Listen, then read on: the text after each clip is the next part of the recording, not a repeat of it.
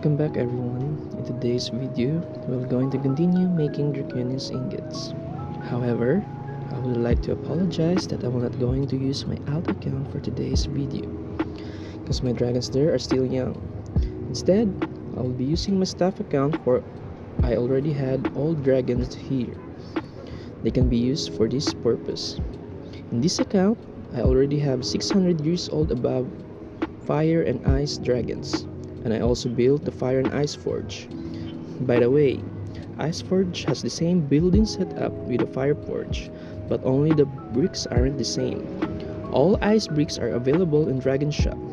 Also, I would like to inform everyone that the Draconic steel power depends on the level or age of your dragon.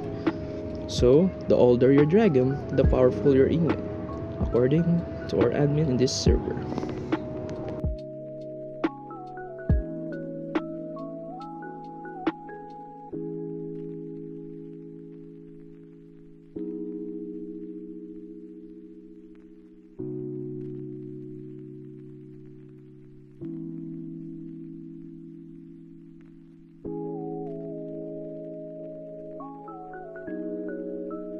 So for us to make a Draconic steel, all we need is a 1 stack of steel ingot and a crucible.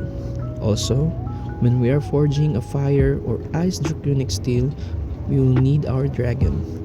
Their fire and ice breath will be the fuel for the forge. Without them, making ingot will be impossible.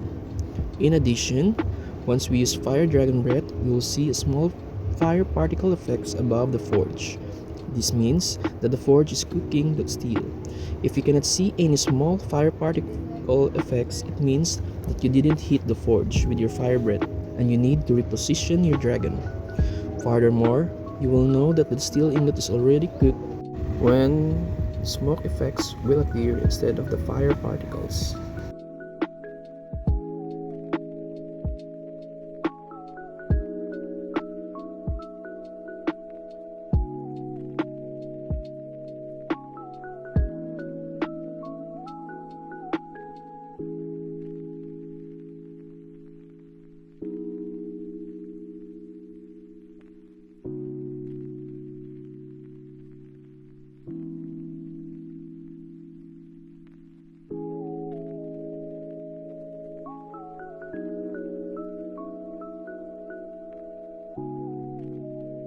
So for us to make ice Draconic steel, we will use the fire forge, but this time there is a difference.